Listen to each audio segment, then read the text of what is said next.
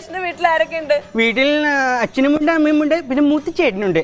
ചേട്ടൻ മാർബിൾ പണിക്ക് പോകുന്നു. ചേട്ടൻ 2 കുട്ടികൾ, ഒന്ന് നടക്കുന്നു, ഒന്ന് ഇഴയുന്നു. ഇഴയുന്നോ? അപ്പൊ രണ്ടാമത്തവൻ പാമ്പാണോ? അല്ല, അവൻ കുഞ്ഞു 6 മാസമായിട്ടേ ഉള്ളൂ.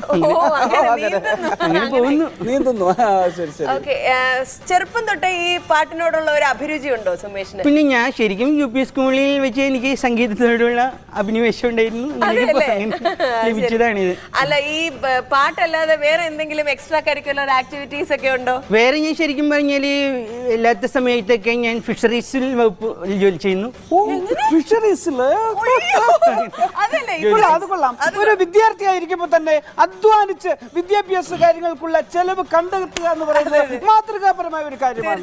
വളരെയധികം നമ്മൾ അപ്രീഷിയേറ്റ് ചെയ്യുന്നു. ഫിഷറീസുമായിട്ട് എങ്ങനെയാണ് ബന്ധപ്പെട്ടിരിക്കുന്നത്? അതായത് ഞാൻ വീട്ടിൽ നിന്ന് രാവിലെ 2 വടിയെടുത്ത് തെക്കേപ്പാടത്തേക്ക് പോയിട്ട് വടി വെച്ച് പാണം വെള്ളത്തിൽ പിടിച്ച് കൊങ്ങ വെട്ടിച്ച് വെയിലത്തിട്ടുണ്ടെങ്കിൽ ചെട്ടിവാത്ത